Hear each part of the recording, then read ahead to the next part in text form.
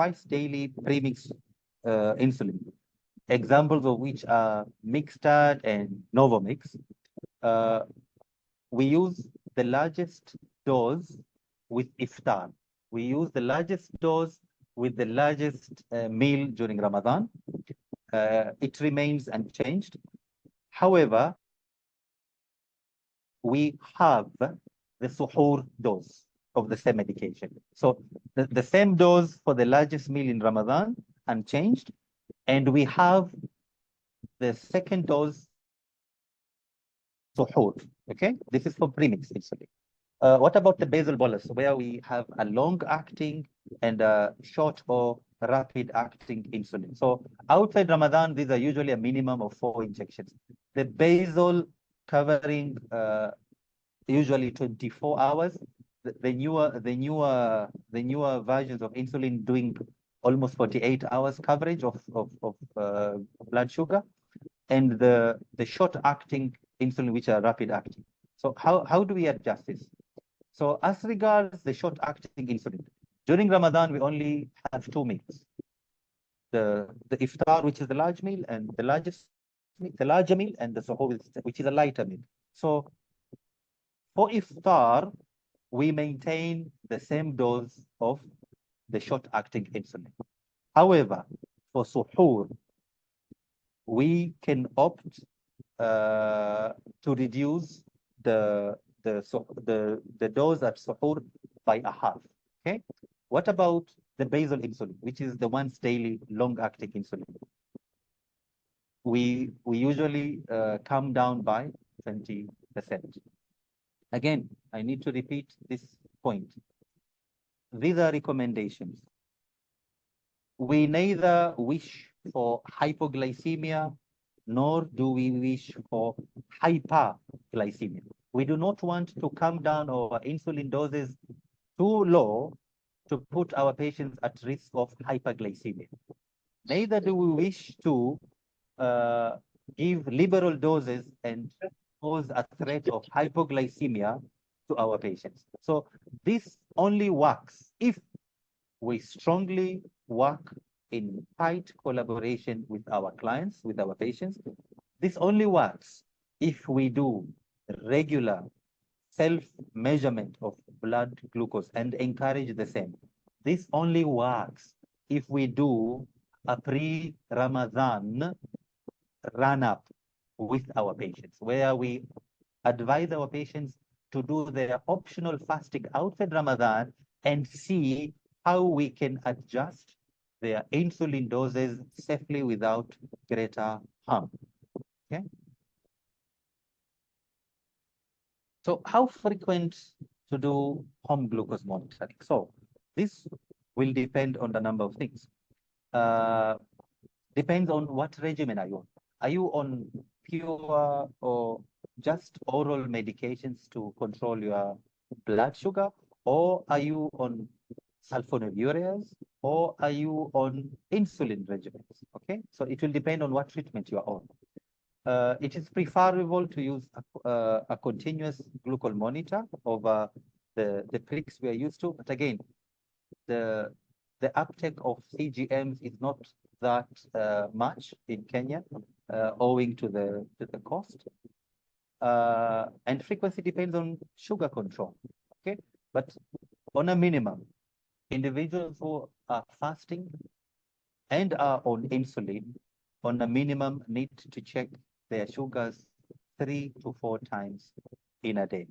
Okay, and we also advise our clients to check their glucose whenever unusual symptoms crop up, or whenever there's a change of treatment. This is generally speaking. Okay, more so in Ramadan, whenever you are in a fast, a few hours into fast, and the unusual symptom, you're not feeling yourself, you're not sure it's hyper, it's hypo, it is advisable to check your sugars. Okay, so these are some of the points during the day where it is recommended for individuals to check their sugar levels. Morning during suhoor, during the early morning meal, a few hours into the day, midday, at some point in the evening, in the afternoon, and at the breaking of the fast, sometime after the breaking of the fast, 2 hours after iftar. And number 7, take note, at any time when there are symptoms of hypoglycemia or hypoglycemia or feelings of general unwellness, okay? Whenever there's that hunch that I'm not myself, there's something wrong, we advise our patients to check their sugar level. So these are advisable points during the day where our patients opting to fast during Ramadan can check their sugar level. Again, in those on insulin, at minimum 3 to 4 times a day. Okay, those on oral medications, fewer times. Of course, based on the pre-Ramadan run-up. Okay, what we've observed during our training before Ramadan, and whether there are bigger concerns of hyper or hypoglycemia. Okay? So, when should we break our fast? At what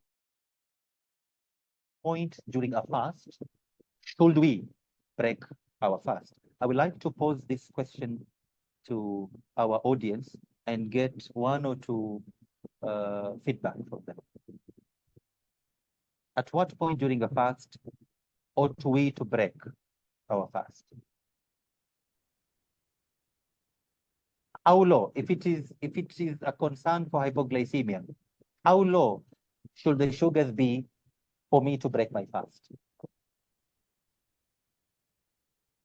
Any suggestions? Participants, kindly respond to that.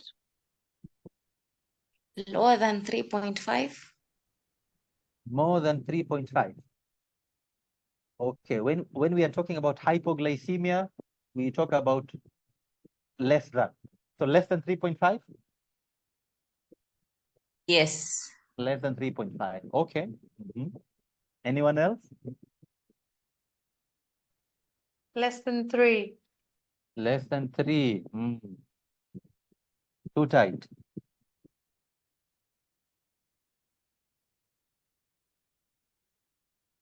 One more.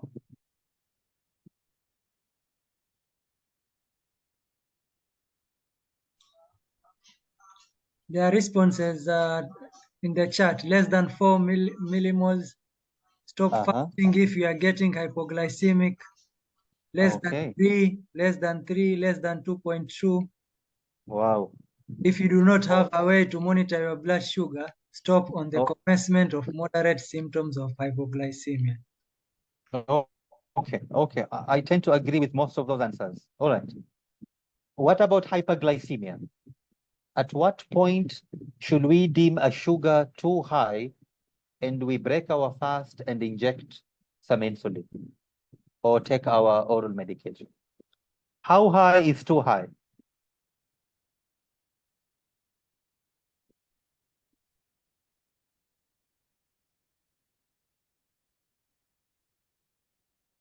I like the response that whenever we feel unwell, I like that. How high is too high? 11.1, 13.1? Above 15?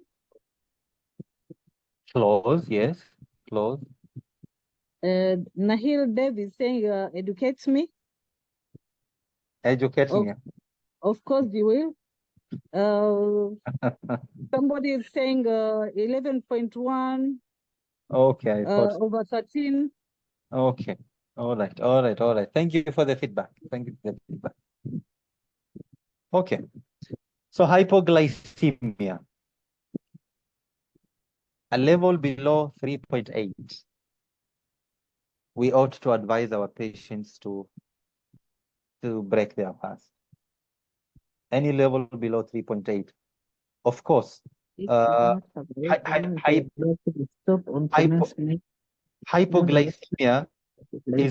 hypoglycemia is individual. It's subjective. Okay. This is 3.8 is objective.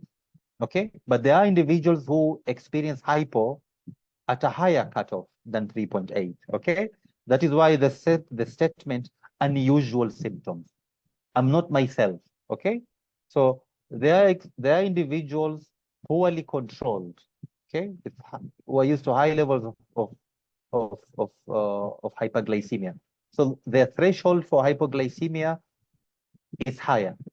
Okay, so they experience hypos at a higher cutoff point. Okay, so 3.8 is objective.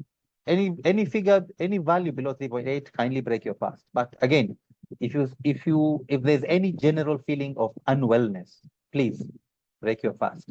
Hyperglycemia, again, 16.6, break your fast. Okay.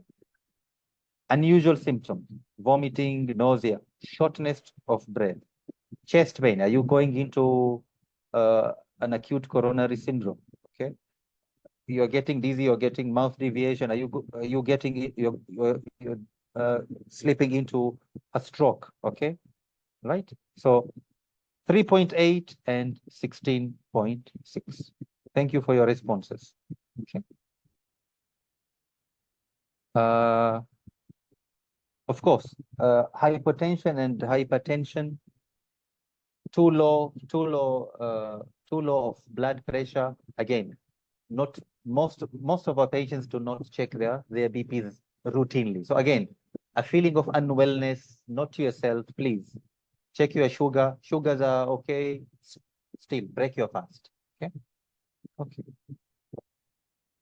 Okay. I would like us to go through a case after going through all those slides. Case number 1, Fatima, aged 37, a teacher basically. She has had type 2 diabetes for 3 years. Her control HbA1c is at 7.7%. Her BMI at 27.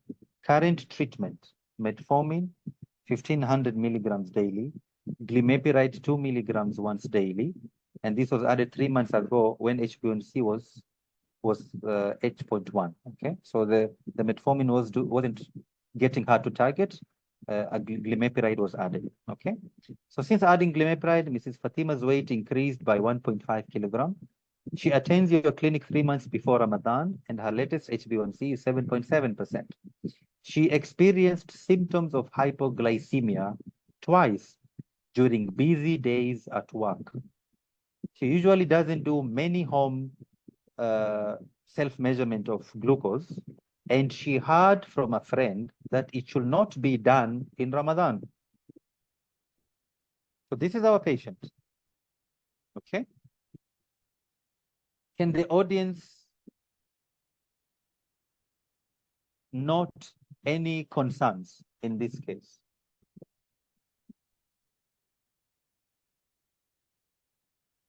Are there misconceptions? Are there misconceptions with regards to Ramadan? I'm seeing one misconception here.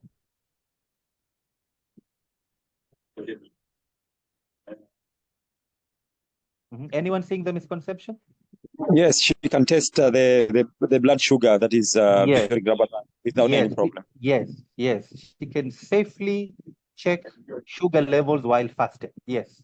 Okay. Fatima is on 2 types of medication: metformin and a sulfonylurea. This is an exemplary patient who comes to us way before Ramadan and seeks our advice on fasting. So again, pre-Ramadan training 6 to 8 weeks prior. Okay. So what could be, okay, what is the risk category for this individual, Fatima? 0 to 3, 3.5 to 6, over 6. Okay, we don't have the calculator, but would you say she has high risk or very high risk or low risk? Low risk. High risk. High risk. 3.5. From High- Nahir Dev, he's saying medium risk, Medium risk. Okay. posted on the chat box. Okay. Murtaza is said moderate. Moderate risks. Okay. Okay, I would like to point out she's fairly controlled.